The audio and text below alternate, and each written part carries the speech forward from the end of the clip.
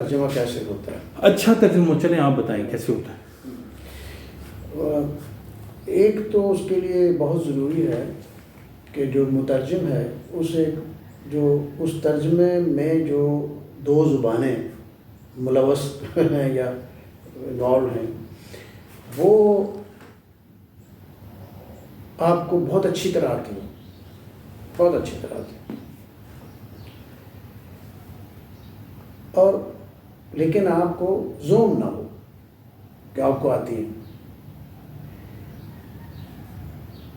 ایک جو جس چیز سے جو مترجم جو ہے وہ اوائڈ کرتے ہیں وہ یہ کرتے ہیں کہ وہ لغت کا استعمال بہت کم کرتے ہیں۔ لغت کے استعمال کے بغیر اچھا ترجمہ نہیں ہو سکتا۔ اور میں جب ترجمہ کرنے بیٹھتا ہوں تو میرے آس پاس ایک لغت نہیں ہوتی، 5-7 لغات ہوں گی، اور اس کے بعد اگر مجھے اس کا ان 2 زبانوں میں ترجمہ نہیں مل رہا تو پھر اس زبان کی اس لینگویج فیملی جو ترجمے کی زبان ہے وہ جس زبان کی جس خاندان سے اس کا تعلق ہے، زبانوں کی خاندان ہوتے ہیں، تو میں ان زبانوں کی جو لغات ہیں وہ بھی دیکھتا ہوں۔ بعض اوقات اس میں سے زیادہ مناسب اور صحیح لفظ مل جاتا ہے، اور چونکہ ان زبانوں کا جو ذخیرہ الفاظ ہے وہ اس زبان کا ذخیرہ الفاظ بھی ہے جس میں آپ ترجمہ کر رہے ہیں، تو وہ لفظ جو ہے وہ بہت فٹ بیٹھ جاتا ہے اس فکرے میں، اس جگہ وہ اصطلاح، کوئی اصطلاح ہو، محاورہ ہو، ضرب المثل ہو، تو فٹ بیٹھ جاتا ہے کسی دوسری زبان سے مستعار لے کر بھی۔ تو مثال کے طور پہ ایک سٹیپلر ایک لفظ ہے، میرے پاس ایک دستاویزات آئیں ریڈ کراس کی کوئی دفتری، تو اس میں سٹیپلر کا لفظ تھا۔ سٹیپلر کا عام طور پر سٹیپلر ہی کیا جاتا ہے بجائے اس کے کہ آپ اس کا ترجمہ ڈھونڈیں۔ تو جو عام مترجم ہوگا تجارتی قسم کا، وہ اس کا لفظ کا اس کا سٹیپلر کا ترجمہ ڈھونڈے گا نہیں، ڈھونڈنا ضرور چاہیے، ان لفظوں کا بھی ڈھونڈنا چاہیے جو ہمارے ہاں اسی طرح مستعمل بھی ہیں۔ تو آپ اس کو، میں نے عربی مجھے نہیں ملا اردو میں نے عربی اور فارسی میں ڈھونڈا، جس کی اور ذخیرہ الفاظ اردو کا بھی ذخیرہ الفاظ ہے، اور آسانی سے مزید لفظ بھی اس میں شامل ہو سکتے ہیں۔ تو اس میں فارسی کا مجھے اب یاد نہیں، لیکن وہ بھی بہت اچھا ترجمہ تھا جو ایران میں مستعمل ہے۔ ایران میں سٹیپلر کو سٹیپلر نہیں کہتے، عرب جو ممالک ہیں اس میں سٹیپلر کو سٹیپلر نہیں کہتے، اس میں اس کو کہتے ہیں دباسا سٹیپلر کو۔ تو مجھے اتنا زبردست لفظ مل گیا، تو وہ جو ایک فرق محسوس ہوتی ہے مترجم کو ترجمہ کرتے ہوئے کوئی نیا لفظ ڈھونڈنے کی، وہ اگر آپ کے اندر پیدا ہو جائے، دریافت کی جو بہجت ہے، تو آپ بہت اچھے مترجم بن سکتے ہیں اور آپ کا ترجمہ اچھا ہوگا۔ پھر یہ کہ اگر آپ کو ٹیکنیکس پر عبور ہے تو بعض سے ایسے الفاظ بھی ہوتے ہیں جو بالکل ترجمہ نہیں ہو سکتے۔ بعض تو مثلا جو فکسڈ ایکسپریشن ہے نا، جیسے اعداد ہیں، شہروں کے نام ہیں، کسی شخصیات کے نام ہیں، وہ تو فکسڈ ایکسپریشن ہے، وہ تو نہیں تبدیل ہوتے۔ لیکن پھر بھی بعض ایسے لفظ جو ہیں جو جن کا نہیں کو ملتا متبادل آپ کو، تو جیسے کہیں کوئی کھاٹ کا لفظ استعمال ہوا، ٹھیک ہے، اب کھاٹ جو ہے وہ چارپائی بھی ہو سکتی ہے، ایک خاص تصویر ہمارے ذہن میں آتی ہے اس کی شکل جو ہے۔ تو انگریزی والوں نے مختلف زبانوں سے وہ الفاظ کس طرح اپنی ووکیبلری میں شامل کیے، وہ یوں کہ کیلک کی ایک ٹیکنیک ہے کہ آپ وہی لفظ مستعار لے لیں اپنے ترجمے کے لیے اور اپنی زبان میں استعمال کرنے کے لیے۔ تو انگریزی میں ایک لفظ ہے، ہمارے ذہن میں فوراً آئے گا چارپائی، ویسے شاید چارپائی بھی انہوں نے ایکسیپٹ کر لی ہو انگریزوں نے اپنی زبان میں، لیکن ایک لفظ ہے کاٹ، COT کاٹ، کاٹ ایگزیکٹلی کھاٹ ہے، انگریزوں نے کھاٹ کو کاٹ کہا اور وہ انگریزی ووکیبلری کا حصہ بن گیا.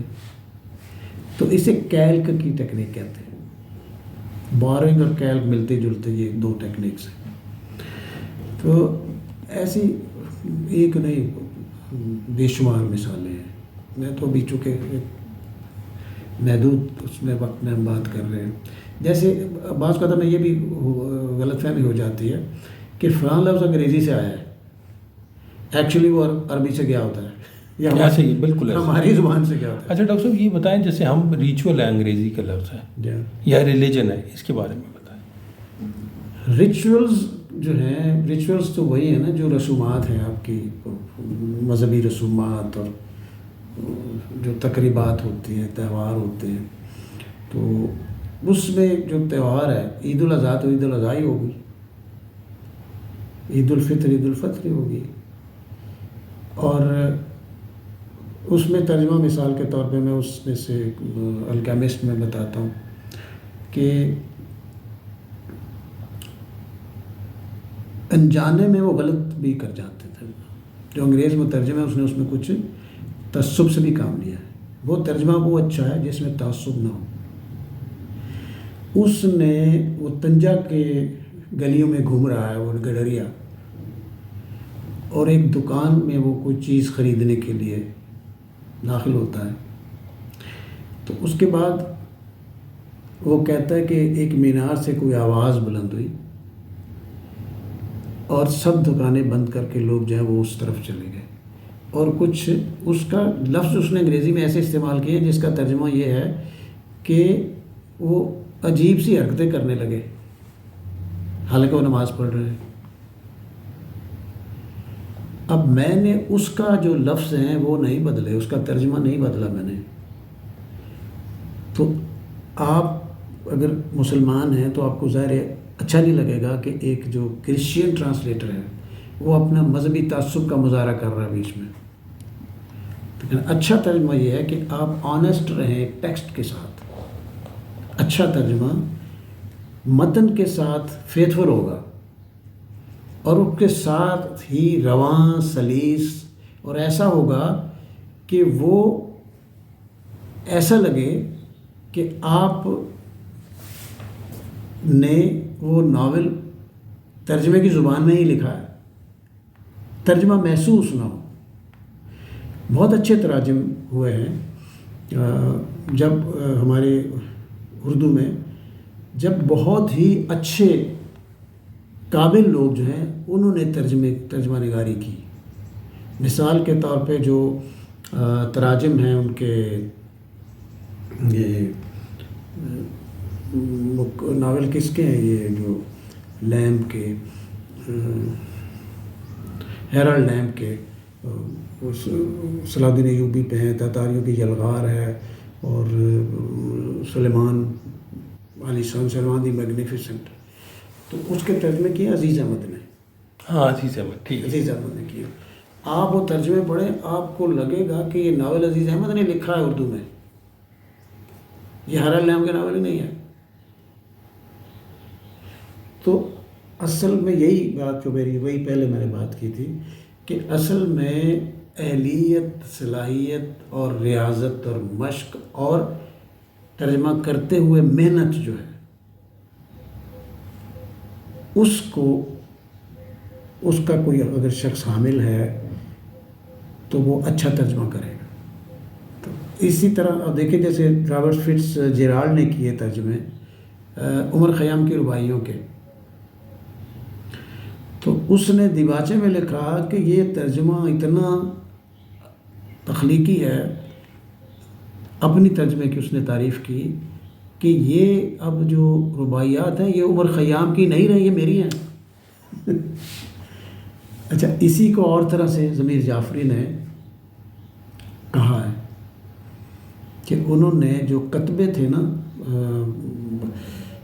ہوتے ہیں قبروں پر انگریزوں کی انگلینڈ میں، جو مختلف قبرستانوں پہ گریو یارڈز میں جو کتبے ہیں، ان میں جو اشعار استعمال ہوئے ہیں شعری قطبے، ان کو اردو میں منتقل کیا ہے اور منظوم کر کے منتقل کیا ہے۔ منظوم اور ایک مشکل ہے ترجمہ کرنا، منظوم نثر میں ترجمہ کرنے سے زیادہ مشکل ہو جاتا ہے۔